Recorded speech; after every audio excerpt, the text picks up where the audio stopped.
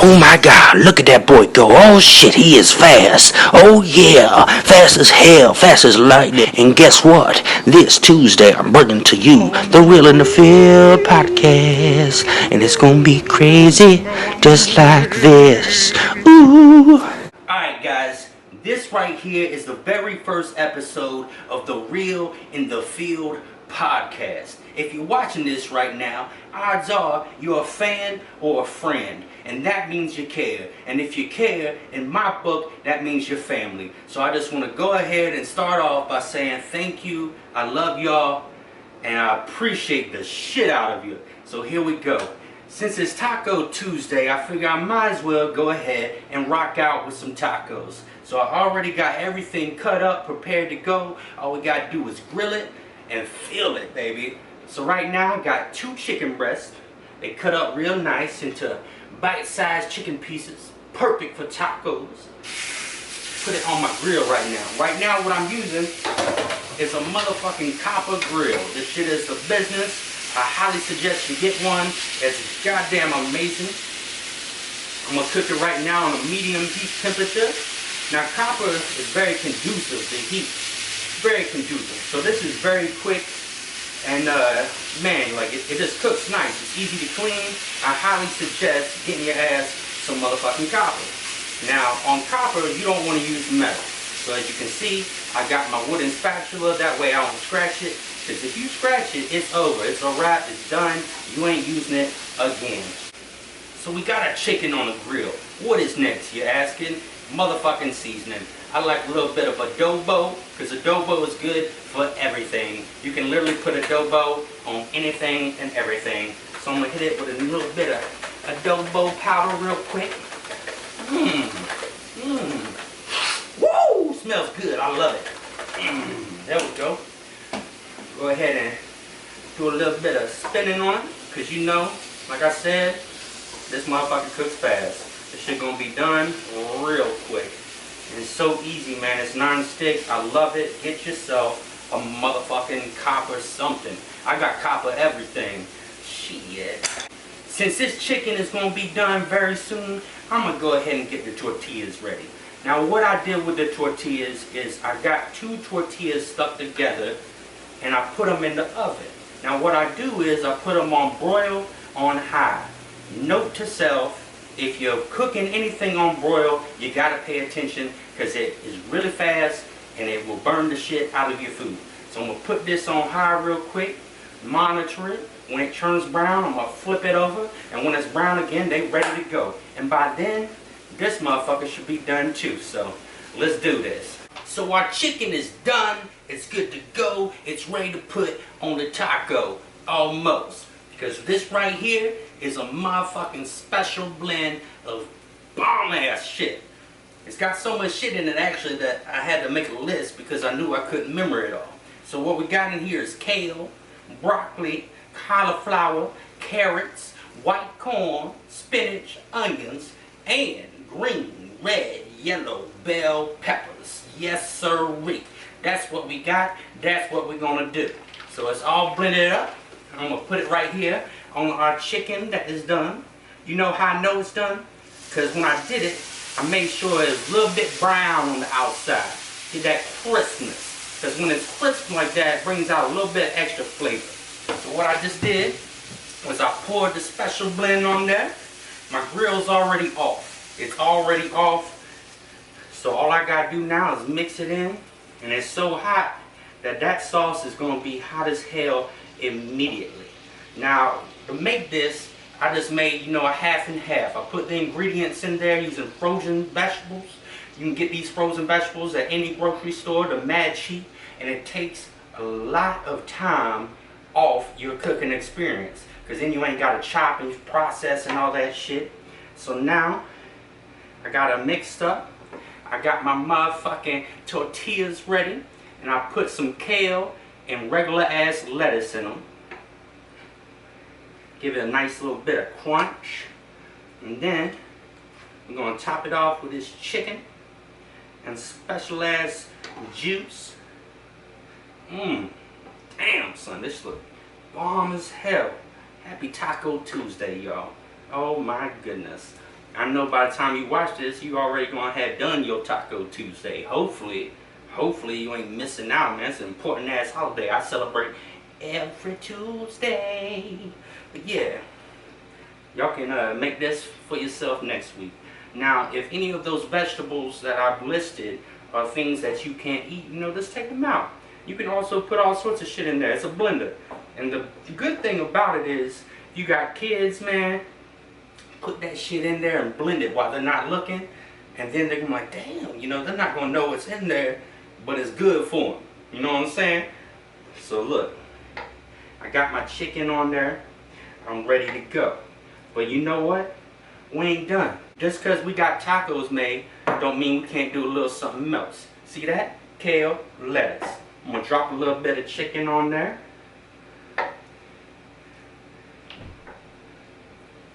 Bada bing, bada bitch. Look at that.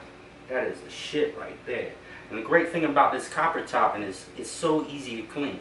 It's so easy to clean. I mean, I'm literally gonna have this thing cleaned off within, shit, 5 seconds. Alright, so we got our chicken on the salad. And guess what? This little special ass juice we got right here, it can be used for multiple things. It's like a salad dressing, baby. Look at that. I'm gonna pour it on there. It ain't been cooked, so you didn't take away from any of the good shit inside of it. Then we good to go.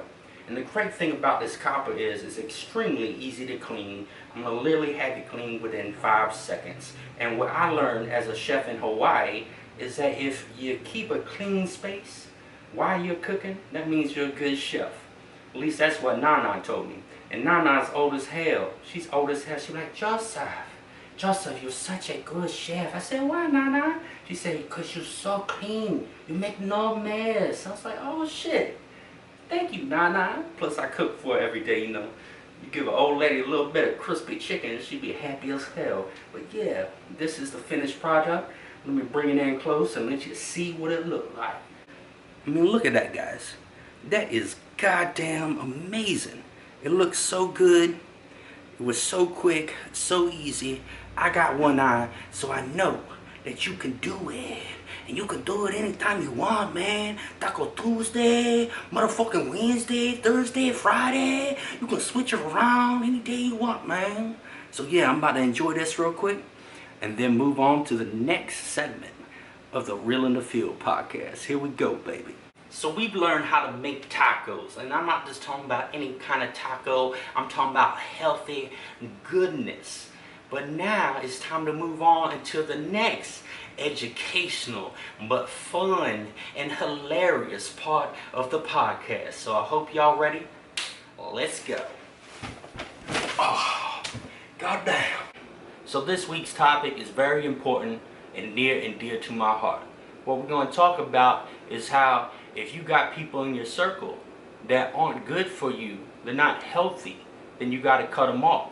Now this can be very difficult.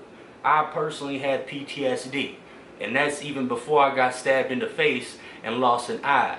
And if you don't know what that means, that's post-traumatic stress disorder, which means you ain't normal. You got problems and you ain't really good around others. It's best if you keep to yourself. So I ain't really got that many friends, and I've had to cut off a lot of them recently.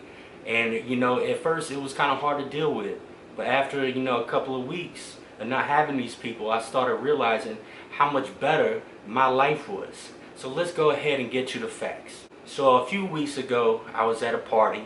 I don't go out to parties, but it was Cinco de Mayo, so I was like, alright, I'm gonna go. You know, it's a holiday, fuck it, I'm gonna go. And there was a dog at this house, and it was extremely malnourished. It was very malnourished. It was a husky, which is a very, very furry, thick fur animal. Like, you should not be able to pet this dog and feel nothing but bones. Like, that's not even, it blows my mind. Like, that shouldn't be possible. But this dog was that malnourished because it was at a party house. Nobody cared about it. Nobody was taking care of it. It was horrible. And I told everybody, I was like, you know, I'm taking this dog. You know, I'm taking this dog with me. I'm not even allowed to have dogs in my place, but, you know, I'm taking this dog. I'm not, as a person, I can't leave here and feel good about myself, you know, knowing that I left that dog in such horrible conditions. My boy said that he's like, I can't let you do that. I'm like, you know, what do you mean? He's like, I can't let you do that. That's my girl's dog. Blah, blah, blah, blah. I'm like, so you telling me that it's okay for you, in your head, for this dog to be living like this? He's like, that ain't the thing. You can't steal somebody's dog. I was like, look, I'll pay for the damn dog, but I'm taking this damn dog. Like, I'm taking this dog. There's no way I'm leaving it. You know, and it came down to a point is either me not taking the dog or me fighting a whole bunch of people.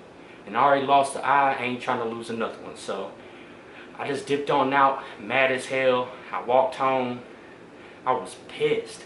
You know, I blocked that dude. I blocked him on everything. And, you know, he finds a way to reach out to me. He's like, so really, like, we're not friends anymore over a dog? And I was like, hell yeah. He's like, why? It's like, because I don't trust you.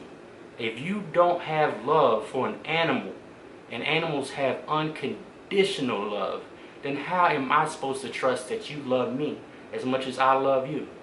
And that's what it comes down to, people. If you love somebody, you should expect the same amount of love back. If you're not getting it, then a waste of your time, you gotta let them go. So a couple of months ago, one of my BMX friends in New Jersey, he hit me up, said he needed a place to stay. And I was like, alright, this is my brother. You know, we're both BMX riders. We're in the same family. So I got you. You can come stay, you know, stay as long as you need. Get back on your feet. You know, I got you. Family, come on down. So he comes down from New Jersey. He's super, like, I don't even want to say it, man. This shit hurt my heart. He's super bummy. Super bummy, man. This man rides BMX every day, sweating his ass off. Like, he comes home and he puts his clothes in the closet and just lets them marinate. So a few weeks in, I noticed, like, this man ain't done any laundry. Like, how in the hell has he not done laundry? I do it every week. And I find, you know, I open up the closet to see what's good, and there's just like pounds and pounds of sweaty ass filth. And you know, the house had been smelling funky, which had kind of got me, like, you know, worried there for a bit. I was like, what's going on? We got mold? Nah, it was just his nasty ass clothes. Then there was some other things going on. He just wasn't a very clean person, and he was also getting in my way. Right now, I'm very motivated. Even though I lost an eye 7 months ago, I got a lot of shit I'm doing right now. Even more than I've ever done before. So I ain't got no time for somebody to be wasting my time. So I had to kick him out. You know, I didn't want to, but the fact of the matter is, I had to do it. So this is what happens, right? The next day, a motherfucking police officer knocks on my door. He knocks on my door. I'm like, oh shit, what's going on now? You know, like, I kind of had a feeling the kid might do some crazy shit because he's young, and I remember being young and dumb at one point as well. But no, he went next level on my ass. The cop's like, oh, I gotta take you to the hospital. I was like, what? He's like, yeah, we gotta get a psych evaluation on you and see if you're okay. A guy came to the magistrate's office, and he said that you're in danger to yourself and others. And I'm like, okay, all right, word, let's go. So we go, and then, you know, I'm held there for 3 days doing a psych evaluation. They find out that nothing's wrong with me. I mean, shit's wrong with me, obviously, but nothing is wrong with me to the point where I'm, you know, gonna hurt others or myself. So they let me go. As soon as I get back, I don't even make it inside my house. My neighbor, he's like, yo, what happened, man? I saw the police come up, blah, blah, blah. I told him what it was, and then know what he said? He was like, oh man, right after you left, I saw this guy walk around the back of your house, and I didn't think nothing of it, but then I heard him screaming, so I went to go check out and see what was up, and he was trying to break in through your back door. So this man literally, he set me up with the police in the hospital just so he could break in my house. But I got a deadbolt. You ain't, especially if you skinny, you ain't breaking into my house. My heavy ass, like, it would take me some strength to get through that steel door. I could do it, but man, it would be loud as hell, and it would not be easy. So I mean, that's another thing, you know, like, that's what I was talking about. You gotta cut people off if they're getting in your way of success. And this man, he might have, you know, at first just seemed like he was unclean and bummy, but in the end, he was sketchy. and he was just treacherous, you know. Traitorous. He was traitorous. That's the word I'm looking for. The man was traitorous, and he would have betrayed me at some point in time. So I'm glad I cut him off. Now I'm happier. I'm moving better in life and making shit go along way smoother. So that's the topic of the week. Give me your thoughts on it, and I hope you do well in life. Cut the bad apples off. Let them motherfucking fall from the tree. You ain't got no time for that. Keep your shit healthy. So if you've been following me for a while, you know that I used to be wild Bilz. I used to be wild as hell. Right now I'm 28 years old. I ain't got no more wild left in me. I'm older, mature. I ain't got it in me no more. Like, I'm trying to get married, have kids, settle down, the whole nine. So I ain't wild no more. But I know a lot of y'all is still young and y'all still out there being wild. So, you know, I feel like I have a responsibility to let y'all know that you're fucking up. So every podcast I'm gonna do a why you shouldn't do drugs segment, and this is the first time we're gonna do this. So I'm gonna go ahead and let you know what it is. I'm gonna tell a story that's absolutely insane, and this is why you shouldn't do drugs. So back in the day, I was at a Vans BMX competition in Huntington Beach, right? Jerry Batters, he's the guy at Vans for BMX. He's hosting the thing, he's on the microphone, and you know, I'm already lit. I'm doing blow in the bathroom, Adderall, Molly, the whole nine. I'm fucking mixing it up. I'm drunk, I'm high, I'm out of fucking control. I'm out of control. I shouldn't have even been allowed to be there. That's how out of control I was. But everybody's like, oh, this is a good time, this is a good show, so let's see what Bizzle does. So anyway, during the BMX competition, all of a sudden, Jerry Batters goes, all right, it's time for best line. Who's got best line? I immediately go get some dirt off the ground. I put it on my finger the whole stretch and snorted it. But know what I did before I snorted? I walked up to Jerry Batters with all this dirt on my hand. I said, yo, Jerry, I guess I got best line, huh? And snorted all that dirt. And I swear I got high off it. But I was so high, I mean, really there wasn't no way to tell, but shit was bananas. Shit was bananas. What really happened though is I made a fool of myself. I set myself up to lose. I'm blacklisted from Vans, period. I'm blacklisted, and Jerry has sent me shoes before. Like, he's looked out. If you fuck up that hard to where you're blacklisted, you fucked up. So yeah, that's all I gotta say about that. Don't do drugs, people, because it's gonna fuck up your life. I got a lot of crazy stories and I had a lot of good times, but I'm lucky to be alive, and I'm lucky I still got people that care and love me and support me, because Lord knows I was a devil. I was a menace, and I don't deserve it. I do not deserve any love or respect from anyone. But you know, people stuck with me. They stuck by my side. They watched me mature into an adult, and I'm really thankful. I'm really thankful. If you stuck with me from the get-go, I can't thank you enough, man. I can't, because, you know, I ain't never had no family. So it's a lonely world for me. So my fans, my friends, that's my family. So, you know, y'all sticking there with me, that's what made me, you know, push through, fight the good fight, and make myself a better man. So thank you, and don't do drugs. So every single week, I like to show y'all a pet. An amazing pet, or maybe an animal out in the wild that's just beautiful, you know, because I love animals. They're awesome, they're loving, they're just dope. They're just the most pure form of love and innocence that you could have, unless it's a snake. You know, snakes ain't innocent, they'll bite your ass. But anyway, let me introduce you to my friend Lil Red Riding Hood, aka Lil Red, aka Hood. That's my man right here.